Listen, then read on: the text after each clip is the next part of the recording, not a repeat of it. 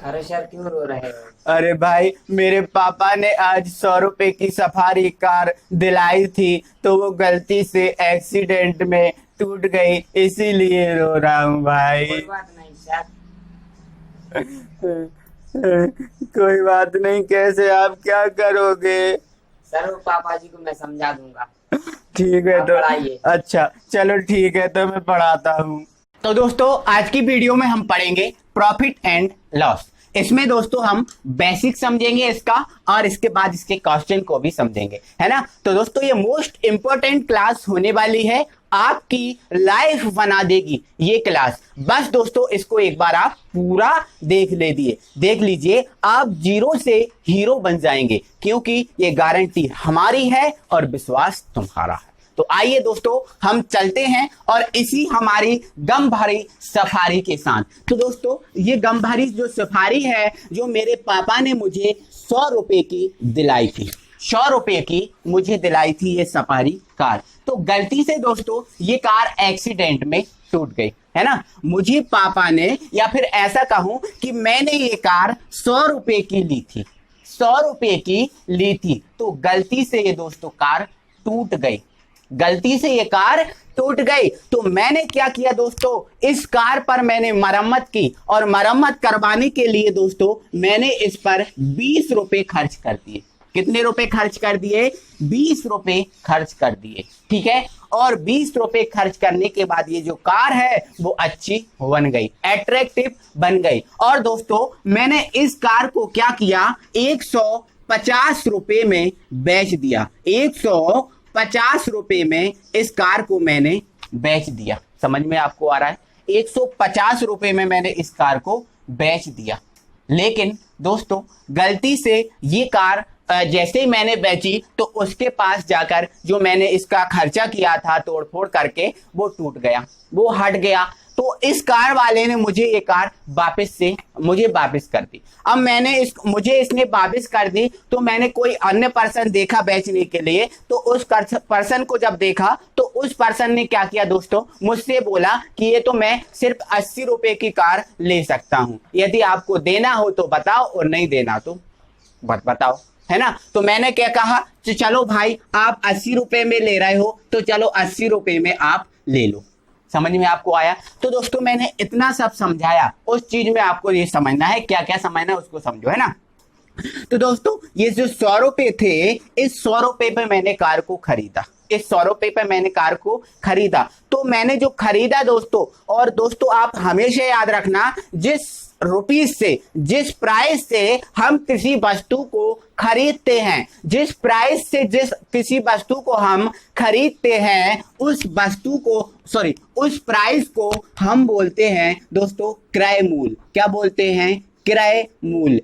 इसको हम इंग्लिश में बोलते हैं कॉस्ट प्राइस। क्या बोलते हैं? Cost price. तो ध्यान रखना, जिस प्राइस से किसी वस्तु को हम खरीदते हैं, उसे हम बोलते हैं कॉस्ट प्राइस, क्रय मूल्य। जैसे इस कार को मैंने 100 रुपए में खरीदा था, तो ये मेरा क्रय मूल्य और कॉस्ट प्राइस है। समझ में आपको आया? अब मैंने क्या किया दोस्तों, इस जो कार थी, इस कार पर मैंने 20 रुपए अतिरिक्त खर्चा किया, 20 रुपए अतिरिक्त खर्चा किया, इसको सुधरवाया, मैंने इसकी मरम्मत की, तो इस पर मुझे 20 रुपए का अतिरिक्त खर्चा लग गया, है ना। तो अब यहाँ समझो, तो दोस्तों यहाँ पर देखो, 100 रुपए की तो मैंने इस कार को खरीदा था, और 20 रुपए इस पर अतिरिक्त चार्ज लगा, मतलब मरम्मत करवाने के लिए।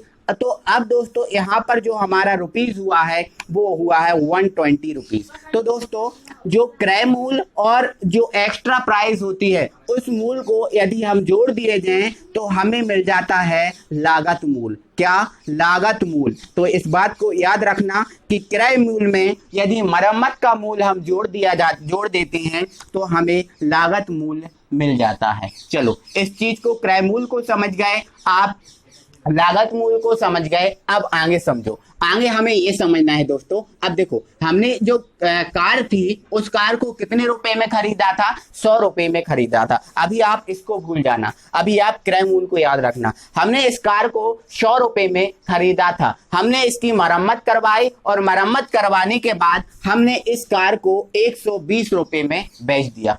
समझ में आपको आया? ठीक है, अभी आप केवल इस 100 रुपए को याद रखना, इस राशि को अभी याद मत रखना। ठीक है, तो आपने क्या किया, आप देखो इसको अभी हटा देना, मैंने लागत मूल को समझा दिया। ठीक है, अभी आप क्रय मूल को याद रखना। ठीक है, कॉस्ट प्राइस को याद रखना। ठीक है, तो मैंने इस कार को 100 रुपए में खरीदा था और मरम्मत करवाने के बाद इस कार को मैंने 150 रुपीज में बेच दिया।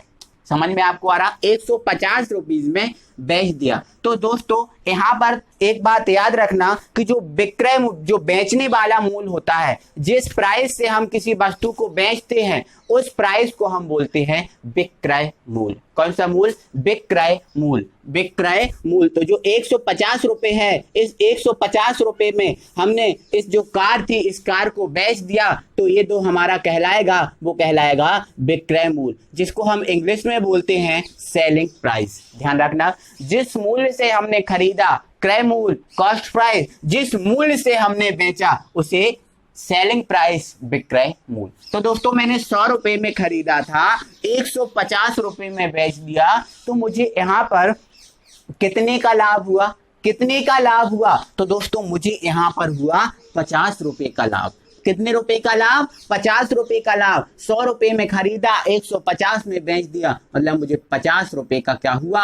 लाभ हुआ। अब इस लाभ को मुझे निकालना है, तो कैसे निकालूंगा? तो दोस्तों विक्रय मूल में से यदि हम क्रय मूल को, देखो ये विक्रय मूल है और ये जो हमारा दिख रहा है ये क्रय मूल है। यदि 150 में से 100 को घटा दूंगा तो मुझे मिल जाएगा लाभ, है ना? तो आपको एक बात याद रखना है कि यदि आपको लाभ निकालना है तो लाभ कैसे निकालोगे? सेलिंग प्राइस में से कॉस्ट प्राइस को घटा के। सेलिंग प्राइस में से कॉस्ट प्राइस को घटा के आप क्या निकालोगे? इसका लाभ निकालोगे, प्रॉफिट निकालोगे। अंडरस्टैंड? इसके बाद हम आगे बढ़ते हैं। एक बात और दोस्तों, आपको लाभ कब प्राप्त होता है? लाभ दोस्तों हमेशा आपको जब प्राप्त होगा जब विक्रय मूल क्रय मूल से अधिक होगा, तभी आपको लाभ प्राप्त होगा। ये कंडीशन आप समझ गए होंगे। चलो अब हम जरा उस तरफ चलते हैं। तो मैंने दोस्तों इस कार को 100 रुपए में खरीदा था और गलती से ये कार डैमेज्ड हो गई। तो डैमेज्ड होने के कारण मुझे इस कार को मान लिया 80 रुपए में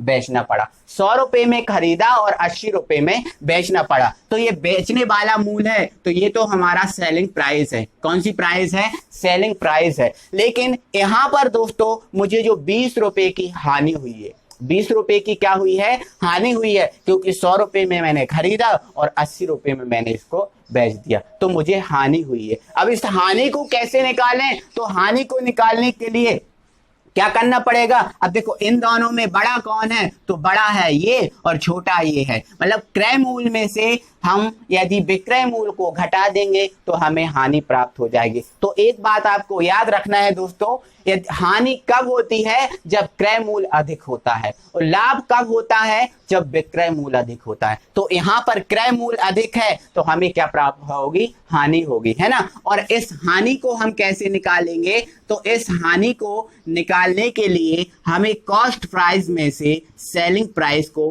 घटाना पड़ेगा। तो दोस्तों यदि हम याद रखना कि जब कॉस्ट प्राइस अधिक है तो हमें हानि होगी, और जब सेलिंग प्राइस अधिक है तो हमें लाभ होगा। तो हानि को हम इस टाइप से निकालते हैं और लाभ को हम इस टाइप से निकालते हैं। तो ये चीजें आपको याद रखना है दोस्तों। तो आप समझ गए होंगे कि क्रय मूल क्या होता है, विक्रय मूल क्या होता है, लाभ क्या होता है, हानि क्या होती है, और ये जो लागत मूल है वो लागत मूल क्या होता है। एक भाई डस्टर तो दे दो यार कम से कम। चलो ठीक है, तो इन चीजों को आई होप कि आप समझ गए होंगे। इसके बाद दोस्तों मैं थोड़ा सा आपको बताता हूं, जो क्रय मूल विक्रय मूल है ना, MRP, ये चीजें क्या होती हैं। ठीक है, तो आपको ध्यान रखना है दोस्तों, जो कॉस्ट प्राइस होती है ना, उस कॉस्ट प्राइस को हम हिंदी में क्या बोलते हैं? क्रय मूल बोलते हैं। क्या बोलते हैं? क्रय मूल्य बोलते हैं।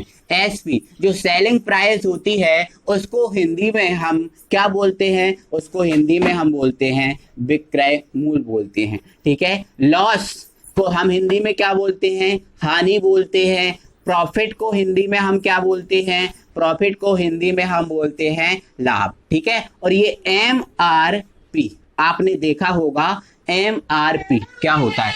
तो MRP दोस्तों इसका पूरा नाम है maximum retail price. Maximum retail price जो हमारा होता है, जिसको हम हिंदी में बोलते हैं अंकित मूल्य, है ना, अंकित मूल्य, या फिर दोस्तों हम इसको बोलते हैं सूची मूल्य, अंकित मूल्य या सूची मूल्य। ठीक है, अब जैसे मान के चलो दोस्तों मैंने कोई बुक खरीदी और उस बुक पर जो एमआरपी था वो एमआरपी था 50 रुपए। कितना था? 50 रुपए। तो जो शॉपकीपर है, दुकानदार है, इस बुक पर मुझसे अधिकतम 50 रुपए ले सकता है, अधिकतम 50 रुपए ले सकता है, और कम से कम जितना वो उसकी इच्छा हो, जितना उसको प्रॉफिट मिल जाए उतना वो ले सकता है ना। कम से कम वो 1 रुपया से 50 रुपया तक ले सकता है। ठीक है, अब अधिक से अधिक की बात करें तो दोस्तों अधिक से अधिक 50 रुपए वो ले सकता है, क्योंकि ये मैक्सिमम रिटेल प्राइस है, अंकित मूल्य इसका कितना है?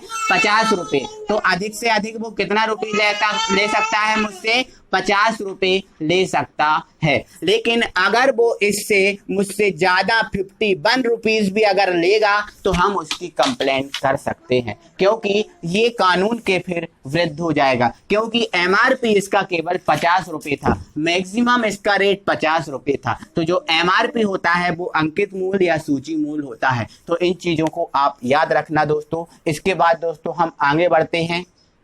दोस्तों अब आप कॉफी फैन लेकर स्क्रीन के सामने बिल्कुल अलर्ट होकर बैठ जाइए, क्योंकि अब हम कुछ धमाका करने वाले हैं और उसको आपको बहुत अच्छे से समझना है। ठीक है, तो दोस्तों अब अपनी कॉपी में आप डाल लीजिए नोट नंबर 1, है ना। और नोट नंबर 1 में दोस्तों हम देखो क्या देखेंगे, प्रॉफिट लॉस की परसेंटेज वैल्यू दी है। यदि आपको प्रॉफिट लॉस की परसेंटेज वैल्यू दी है तो उसका भिन्न में परिवर्तन कैसे किया जाता है, प्रॉफिट में और लॉस में, उसको हम समझेंगे, है ना। और इसका यूज भी क्या है वो यूज भी मैं दिखाऊंगा, तो आपकी आंखें खुली की खुली रह जाएंगी, बस आप उसको समझते रहिएगा, है ना। चलो देखते हैं। तो दोस्तों मान लेते हैं आपको जो लाभ है वो लाभ दिया है 20%।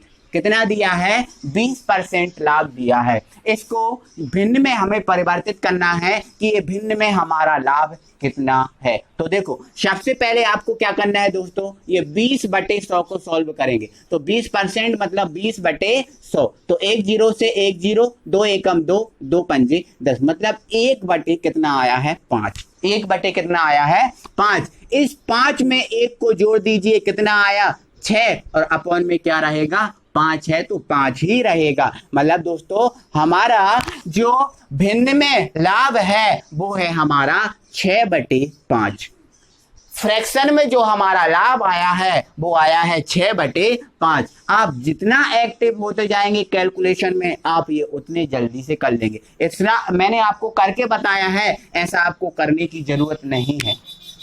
आप खुद सोचेंगे कि 20% है, बटे में 100 होगा तो 20 पंजे 100, तो मतलब 1/5, ये तुरंत निकाल लेंगे। 1/5 तो 1 में 5 जोड़ दो 6, तो 6/5, है ना। तो लाभ 20% इसका हमारा कितना आया? 6/5। ये हमारी फ्रैक्शन में वैल्यू है। आपको कोई भी परसेंटेज में वैल्यू दी होगी उसको आप फ्रैक्शन में निकाल लोगे, और मैं बताऊंगा कैसे चुटकियों में निकालोगे। ठीक है, चलो अब इसके बाद दोस्तों मैं हानि का बताता हूं। यदि आपको हानि 20% दी है, हानि आपको कितनी दी है? 20% दी है। आप इसको फ्रैक्शन में निकालना चाहते हैं, भिन्न में निकालना चाहते हैं, तो 20/20% को सॉल्व करेंगे तो आपका आ जाएगा 1/5। अब हानि निकाल रहे हैं ना, लाभ निकालते तो 5 में 1 को जोड़ते तो 6/5 हो जाता। अब हानि निकाल रहे हैं ना, तो 5 में से 1 को घटा दीजिए, कितना आया? 4, और अपॉन में 5 है तो रहने दीजिए 5। तो हमारा ये कितना आ गया फ्रैक्शन?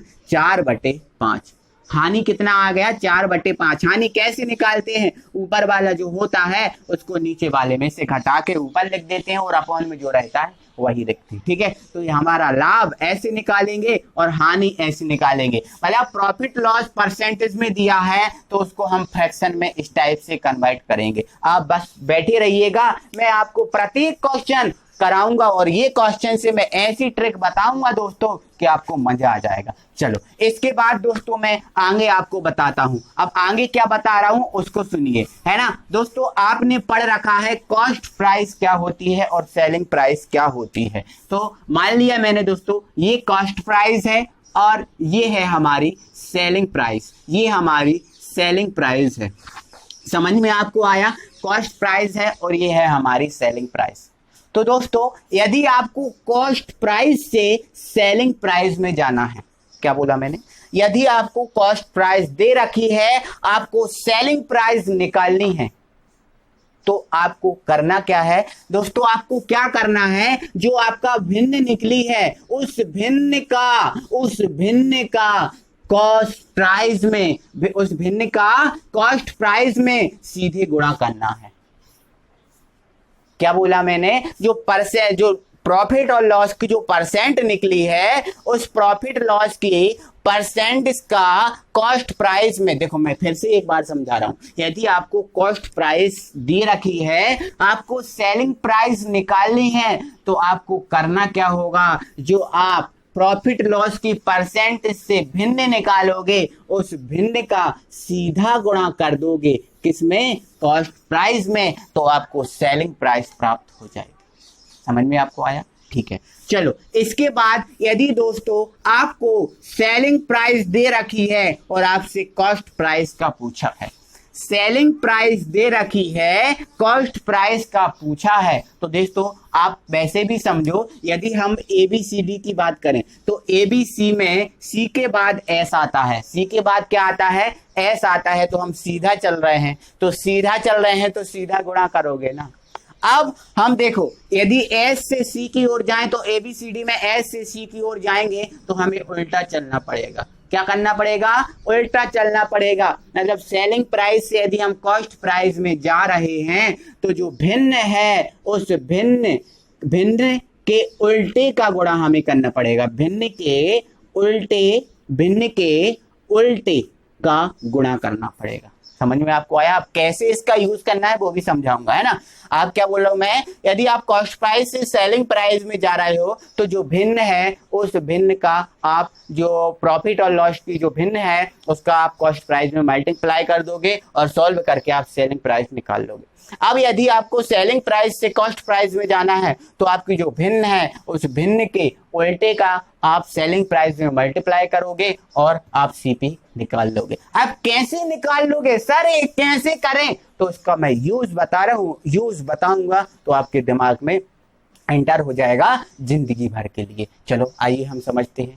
तो दोस्तों इससे रिलेटेड हमारा एक क्वेश्चन है, देखो वो क्या बोल रहा है, एक कुर्सी को 873 रुपीज में बेचने से विक्रेता को 10% हानि होती है, तो क्रय मूल्य बताइए। आपको दोस्तों गिवन है SP सेलिंग प्राइस, बेचने वाला मूल्य सेलिंग प्राइस होता है, और आपसे पूछा है क्रय मूल्य, मींस आपको कॉस्ट प्राइस फाइंड करनी है। आपको सेलिंग प्राइस गिवन है, कॉस्ट प्राइस आपको फाइंड करनी है, मतलब सेलिंग प्राइस से आप कॉस्ट प्राइस में जा रहे हो, उल्टा कर जा रहे हो। यदि आप ABCD की अल्फाबेट की बात करें तो इसमें उल्टा जा रहे हो। अब उल्टा हम जा रहे हैं तो हम यहाँ पर जो प्रॉफिट लॉस का फ्रैक्शन निकलेगा, उस प्रॉफिट लॉस के फ्रैक्शन के उल्टे का हम मल्टीप्लाई करेंगे। किसका, प्रॉफिट लॉस की जो फ्रैक्शन आएगी, भिन्न आएगी, उसका उल्टे का हम मल्टीप्लाई करेंगे। कॉन्सेप्ट को आप समझ लो, फिर आंखें बंद करके क्वेश्चन करना, मुझे कोई चिंता नहीं है। अब देखो यहाँ पर प्रॉफिट, अब यहाँ पर आपको दी है हानि, और हानि का हमें परसेंटेज कितना दिया है, 10%। हमें हानि दी है 10%, इस 10% को हम फ्रैक्शन में ले जाएंगे, तो हम सॉल्व करेंगे तो हमारा आ जाएगा 1/10। क्या जाएगा, 1/10। लेकिन हानि है तो इस 10 में से 1 को हम घटा देंगे तो 9, और अपॉन में हमारा क्या है, 10। तो हानि हमारी फ्रैक्शन में कितनी है, 9/10।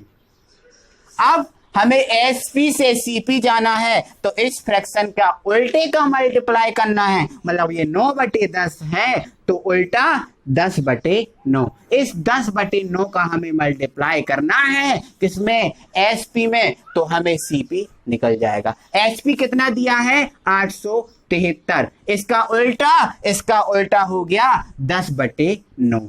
9 से काट दो, 9 8 72, 9 नाम 81, कितना बचा 6 बचा, 63 हो गया, 9 7 63, ए 0, तो हमारा आंसर आ गया 970 रुपीज। क्या कोई डिफिकल्ट क्वेश्चन है? क्या आपको करने में कोई प्रॉब्लम हुई? बस आपका एक कॉन्सेप्ट है, इस कॉन्सेप्ट को आप समझ लो तो आपसे हर क्वेश्चन बन जाएगा। ठीक है, इस फ्रैक्शन का क्या है, इस फ्रैक्शन को तो हम यही सॉल्व कर लेंगे। 10% है तो परसेंट से 2 जीरो, 100 जो अपॉन में 100 आएगा उसकी 2 जीरो कट जाएंगी भाई, सॉरी 1 जीरो कट जाएगी, 1 बचेगी, तो ये 1/10 आ गया। अब हानि है तो 10 में से 1 को घटा दो तो ये 9/10 आ गया। अब हमसे एसपी से सीपी का पूछा है तो इसके उल्टे का मल्टीप्लाई कर दिया। समझ में आपको आ गया? ठीक है, कोई दिक्कत नहीं है, इजी है क्वेश्चन। इसके बाद दोस्तों मैं आपको अगला क्वेश्चन इसी पे करा रहा हूं, आप उसको समझिएगा। ठीक है, तो हमारा अगला क्वेश्चन क्या है उसको समझो। हमारा अगला क्वेश्चन दोस्तों ये है, किसी वस्तु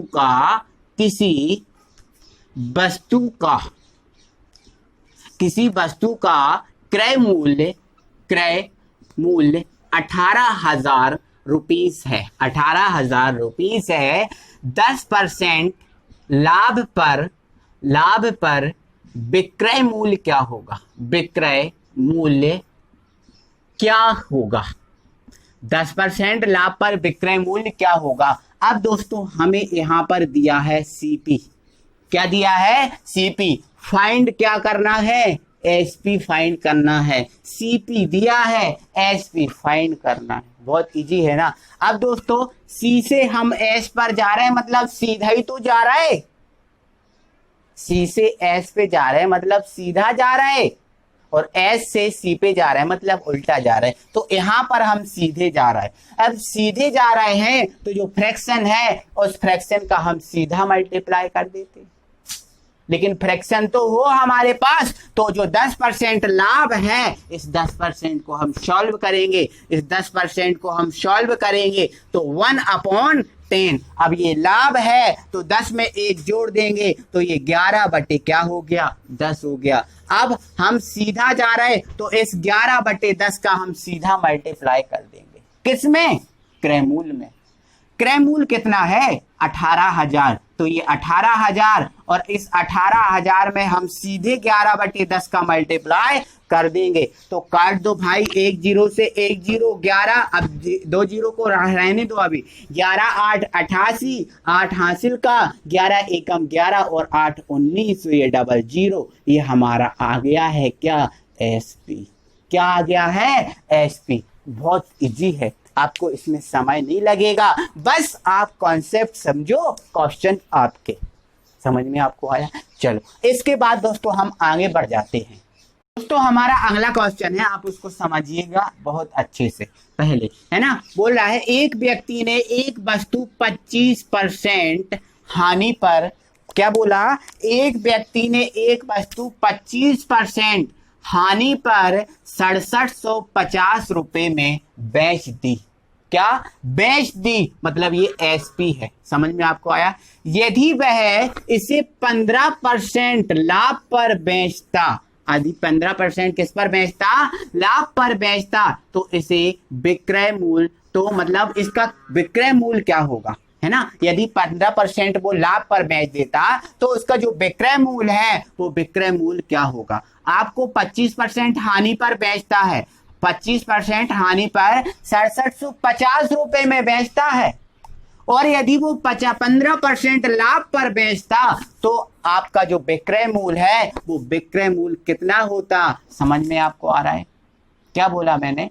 देखो क्या उसने बोला कि 25% हानि पर वो 6750 में बेच रहा है। यदि वो 15% लाभ पर बेचता तो यहाँ पर 6750 की जगह कितना होता, वो चीज यहाँ पर वो आपको पूछ रहा है। तो बस आपको क्वेश्चन में देखना क्या है, उस चीज को समझो। आपको क्वेश्चन में ये देखना है कि स्टार्टिंग में क्या दिया है। तो स्टार्टिंग में हमें दिया है सेलिंग प्राइस, तो अंत में क्या पूछ रहा है, अंत में हमसे पूछ रहा है सेलिंग प्राइस। तो भैया सेलिंग प्राइस से क्या डायरेक्ट सेलिंग प्राइस आ जाएगी? बिल्कुल नहीं आएगी, बिल्कुल नहीं आएगी। ये हमेशा याद रखना, आपको हमेशा याद रखना। सेलिंग प्राइस और कॉस्ट प्राइस अल्टरनेट चलती हैं। सेलिंग प्राइस के बाद आता है कॉस्ट प्राइस, कॉस्ट प्राइस के बाद आता है सेलिंग प्राइस, फिर कॉस्ट प्राइस, फिर सेलिंग प्राइस, फिर कॉस्ट प्राइस। समझ में आपको आ रहा है? मतलब आपका कहने का ये है, सिर्फ इसने इतना कहा है कि सेलिंग प्राइस आपको दी है और सेलिंग प्राइस आपसे पूछ रहा है। तो सेलिंग प्राइस और सेलिंग प्राइस पूछ रहा है, तो सेलिंग प्राइस से कभी सेलिंग प्राइस नहीं आती। सेलिंग प्राइस से पहले कॉस्ट प्राइस आई होगी और फिर आती है सेलिंग प्राइस। इन चीजों को आप हमेशा याद रखना दोस्त, हमेशा याद रखना, ठीक है? तो हमारा कॉन्सेप्ट क्या है उसको समझो। देखो, सेलिंग प्राइस से कॉस्ट प्राइस में जाएंगे पहले, फिर कॉस्ट प्राइस से हम कहां जाएंगे? सेलिंग प्राइस में। समझ में आपको आ रहा है? कॉन्सेप्ट आपका वही रहेगा, फ्रैक्शन का उल्टा और फ्रैक्शन का सीधा। सेलिंग से एस से सी में जाओगे मतलब उल्टा जा रहे हो, तो फ्रैक्शन का हमें उल्टा मल्टीप्लाई करना है। सी से एस में जा रहे हो मतलब सीधा जा रहे हो, मतलब जो फ्रैक्शन है उसका आपको सीधा मल्टीप्लाई करना है। अब क्या है? तो स्टार्टिंग में हमारी सेलिंग प्राइस क्या है? 6750। 6750 ये हमारी सेलिंग प्राइस है।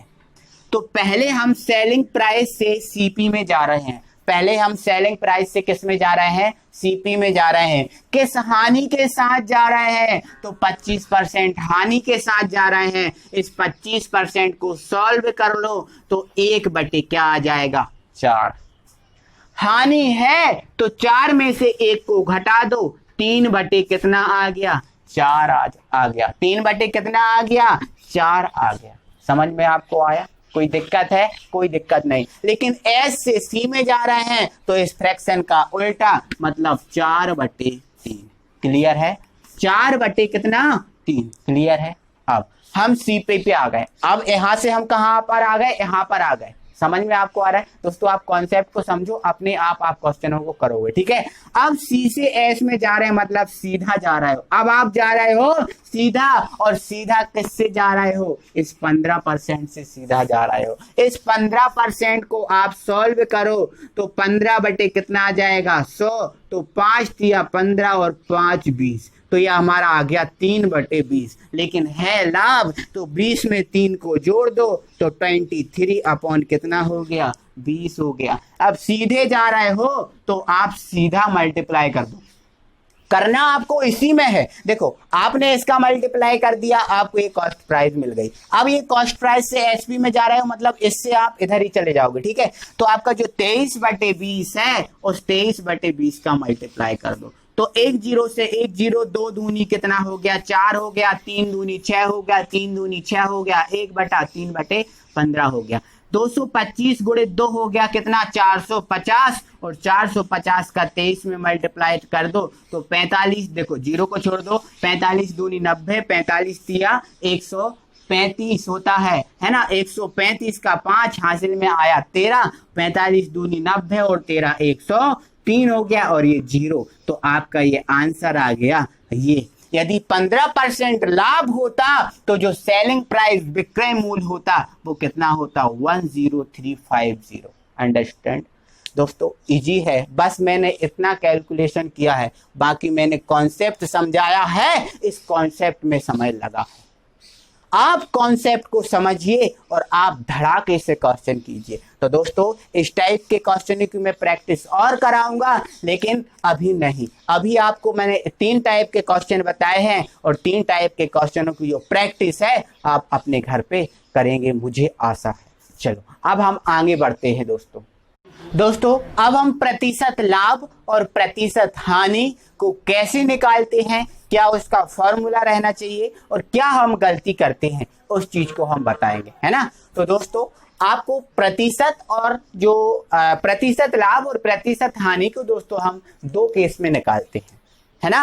आपको दो केस में निकालना होता है, प्रतिशत लाभ को और प्रतिशत हानि को, लेकिन आपको एक ही केस का पता होगा, तो वही गलती होती है और वही हम सोचते हैं कि हम तो सही करके आए थे, लेकिन आंसर हमारा हो जाता है गलत, है ना। तो पहला केस क्या है उसको देखो दोस्तों। जब आपको सीपी और एसपी मतलब क्रय मूल्य और विक्रय मूल्य को रुपया के रूप में दिया होता है, मतलब जब आप सीपी और एसपी को रुपया के रूप में दर्शाते हो, किसके रूप में, रुपया के रूप में, है ना। जैसे बोल दिया हमारा जो क्रय मूल्य है, जो हमारा सीपी है वो 500 रुपए है और जो हमारा एसपी है ना, एसपी है वो 600 रुपए है ना। अब देखो रुपया के रूप में दर्शा दिया, है ना। तो वही मैंने बोला हूं, जब सीपी और एसपी को रुपया के रूप में दर्शाते हैं तब प्रॉफिट और लॉस का जो परसेंट होता है, प्रॉफिट लॉस परसेंटेज होता है, उसको हम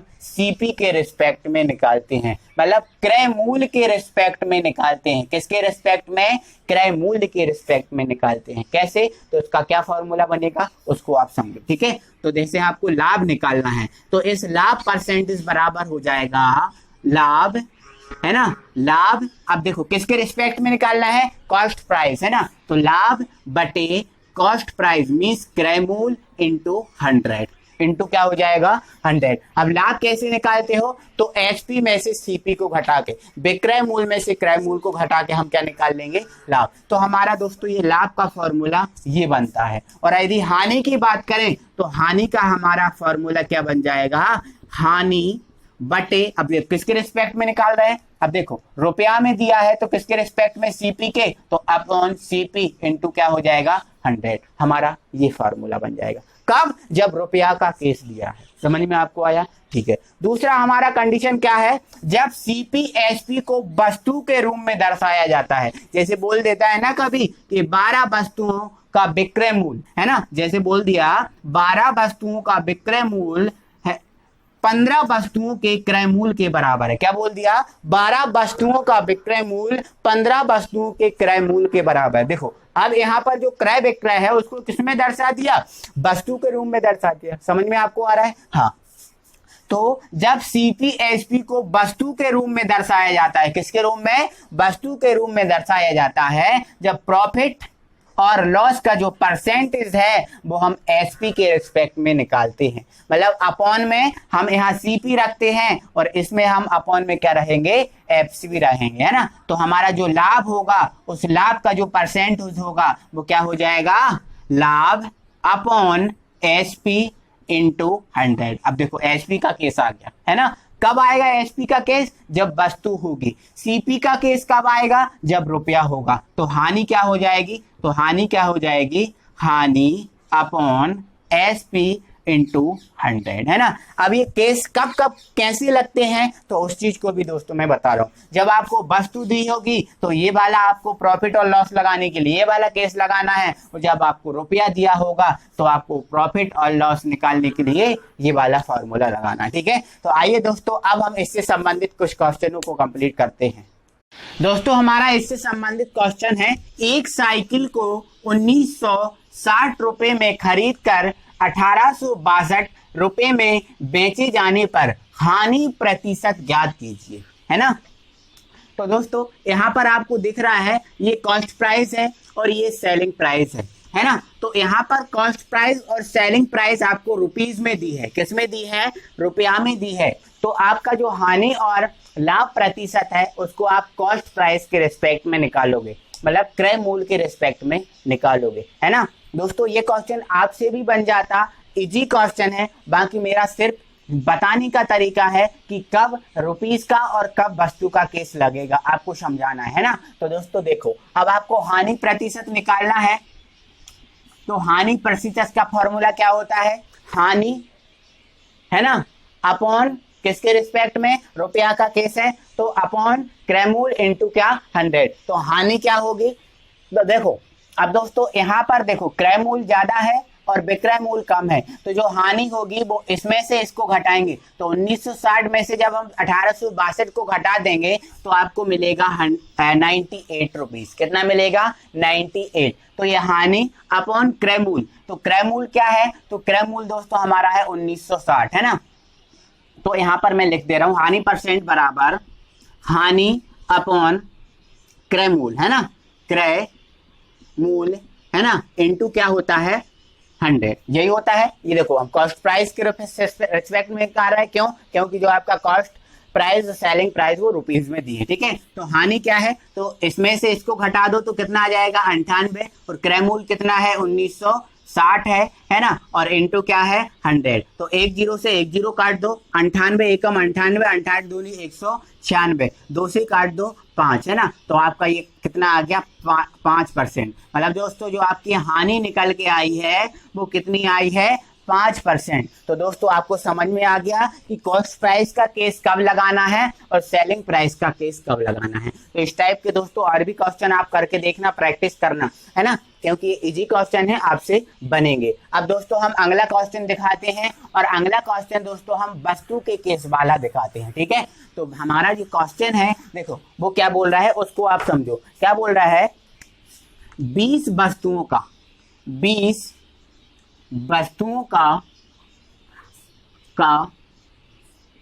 क्रय मूल्य 15 वस्तुओं के